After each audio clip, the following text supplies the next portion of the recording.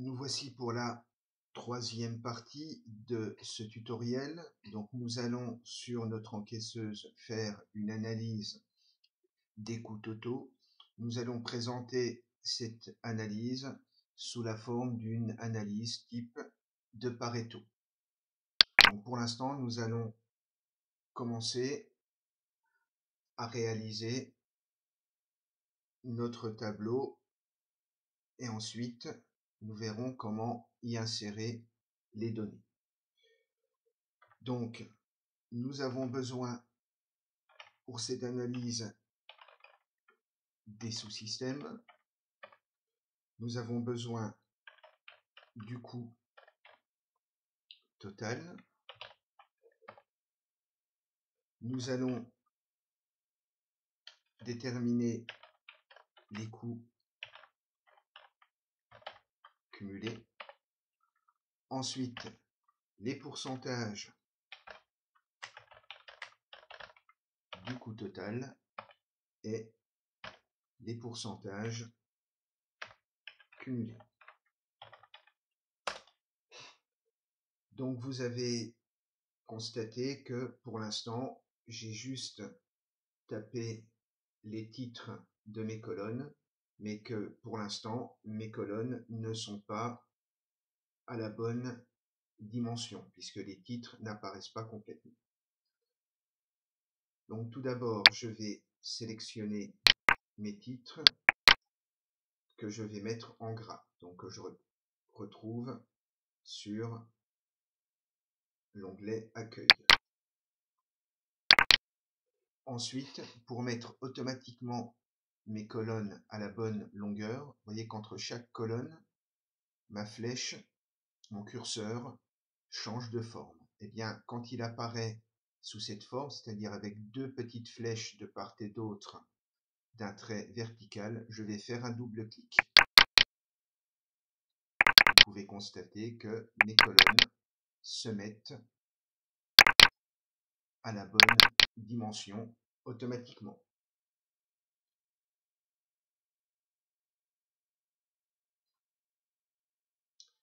Maintenant, je vais avoir besoin de récupérer l'ensemble de mes sous-systèmes.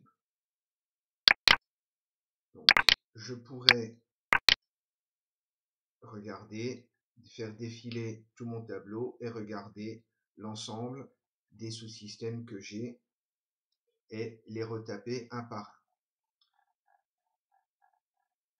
Ici, ce serait largement possible puisque nous n'avons que 11 sous-systèmes. Mais je vais vous montrer une astuce pour pouvoir récupérer sans erreur l'ensemble des sous-systèmes. Et pour la suite, il est extrêmement important que les sous-systèmes qui apparaissent dans le tableau historique soient rigoureusement les mêmes que ceux qui vont apparaître dans l'analyse des coûts. Donc je sélectionne ma première cellule, j'appuie sur ma combinaison de touches CTRL majuscule flèche du bas pour sélectionner ma colonne. Je vais appuyer simultanément sur mes touches CTRL et C pour copier cette colonne.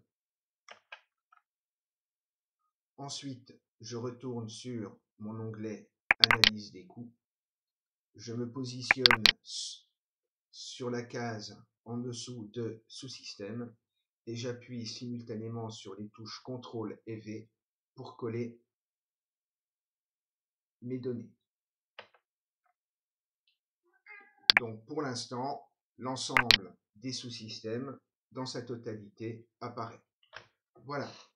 Donc maintenant, je vais en fait éliminer ce que l'on appelle des doublons, c'est-à-dire faire en sorte de ne garder que uniquement mes 11 sous-systèmes. Donc, je sélectionne mon titre sous-système, je sélectionne ma colonne avec CTRL majuscule, flèche vers le bas. Et puis je vais sur l'onglet Données et je sélectionne Supprimer les doublons. Donc là, je fais attention de cocher de continuer avec la sélection en cours et je clique sur Supprimer les doublons.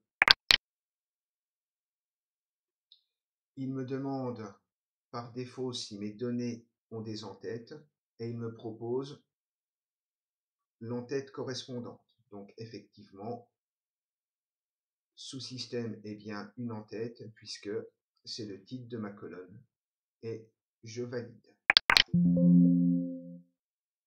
Il me dit qu'il a effectué un travail de suppression, donc je valide enfin sur OK. Voilà, donc je me retrouve avec l'ensemble de mes sous-systèmes présents sur mon encaisseuse.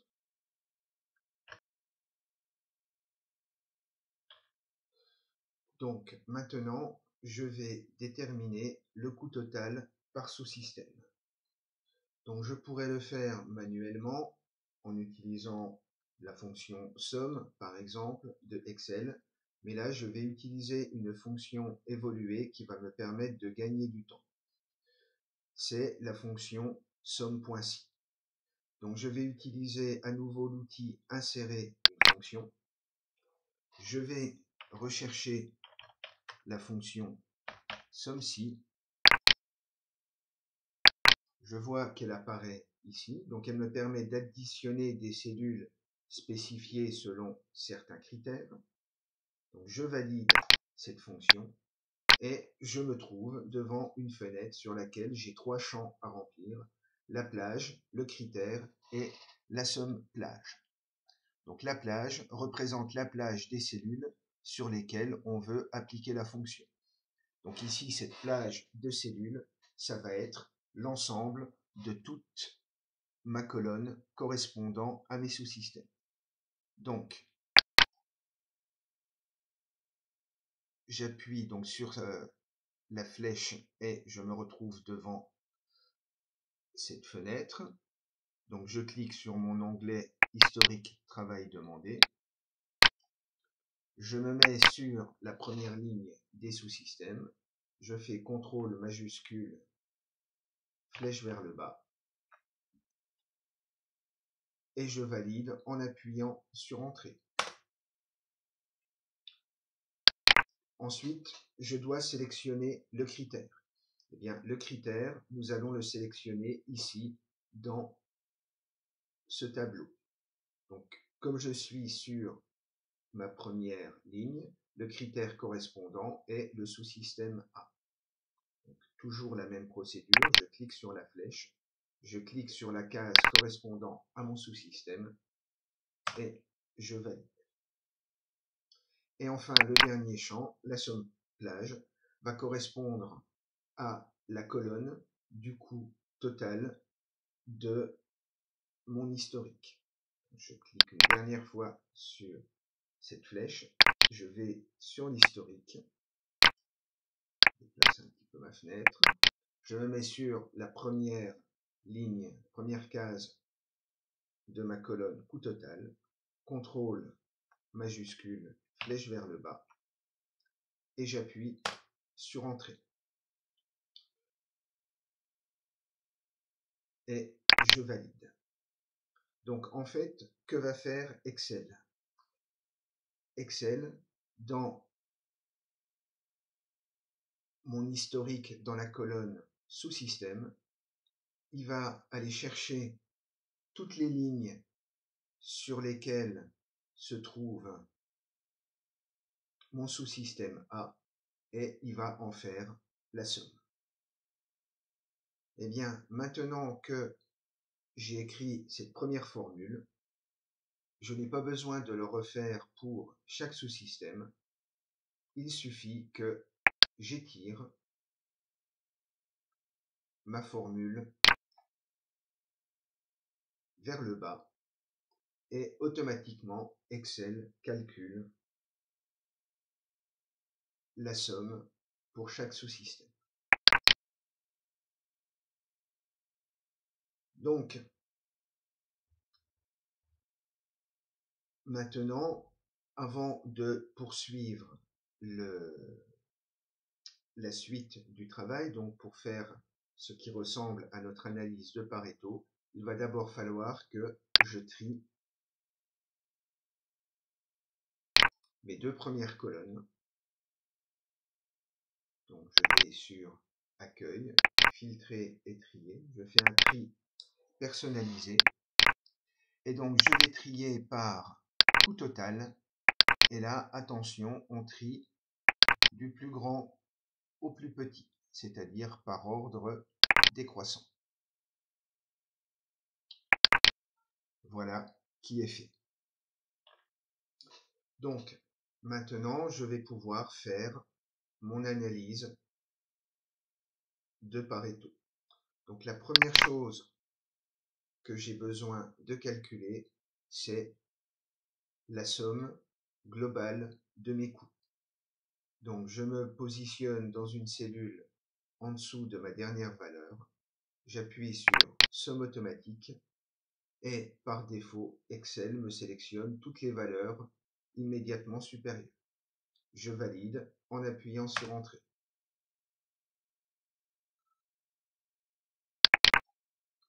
Je vais maintenant calculer mes coûts cumulés. Donc pour calculer mes coûts cumulés, voici la procédure. Donc tout d'abord, le premier coût, il est égal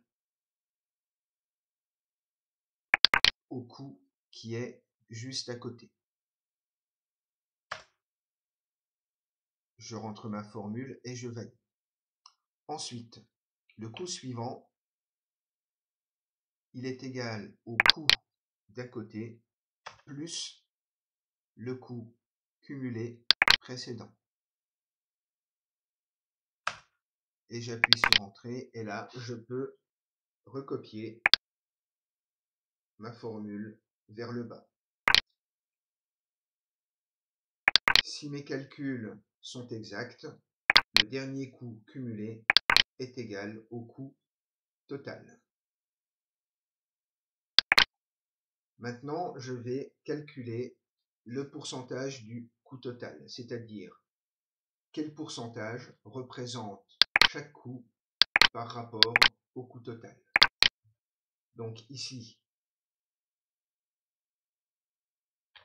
je rentre ma formule par égal, je prends mon premier coût et je le divise par le coût total.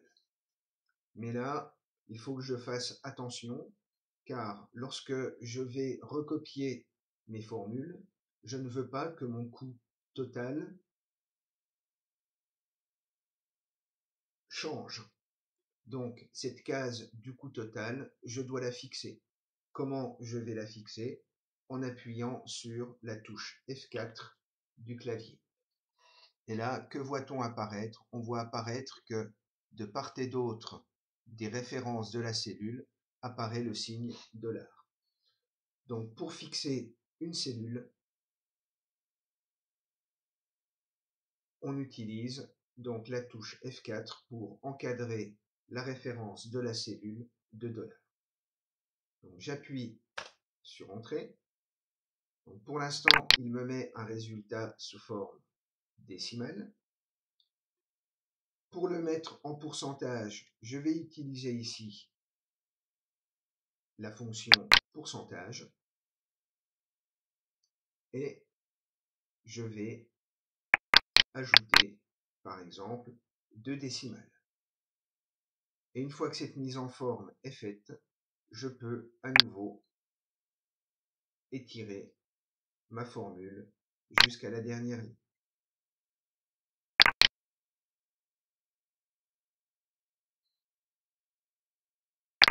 Et pour les pourcentages cumulés, eh bien, je peux prendre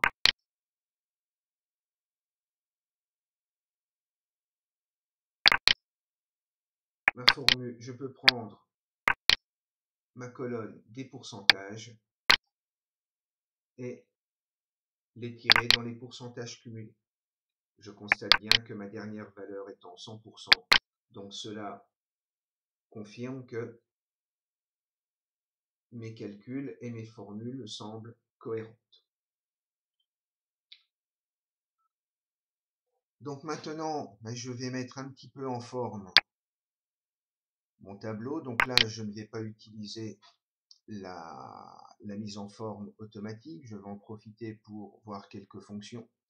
Donc ici, je vais aligner toutes mes cellules verticalement au milieu et horizontalement.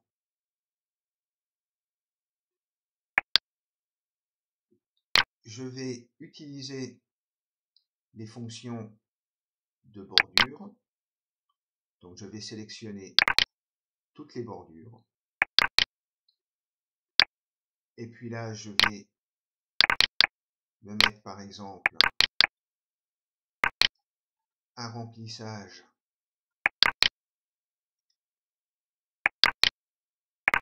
en bleu clair pour mes valeurs et par exemple en orange pour mes titres. Et puis ma somme qui est un petit peu à part, eh bien, elle aussi je vais l'encadrer et je vais par exemple la mettre pour la faire ressortir en jaune.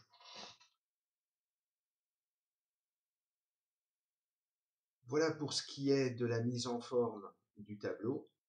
Donc maintenant, il nous reste à insérer le graphique représentatif de cette analyse. Donc pour ça, je vais sélectionner ma colonne sous-système et en appuyant sur CTRL, je vais sélectionner ma colonne des pourcentages cumulés. Ensuite, je vais aller dans le menu Insertion et je vais aller chercher des graphiques de type en courbe ou en R. Et je vais sélectionner le graphique courbe avec marque. Donc en procédant ainsi, ma zone graphique, mon graphique, est automatiquement configuré. Donc ensuite, je peux, si je le souhaite, choisir dans les modèles existants celui qui me correspond le plus parlant, etc. Voilà, donc je vais prendre par exemple celui-ci. Voilà pour ce qui est de cette troisième partie. Donc nous avons vu principalement la fonction somme.si et comment réaliser une analyse de type Pareto et à partir de cette analyse comment insérer un graphique en courbe.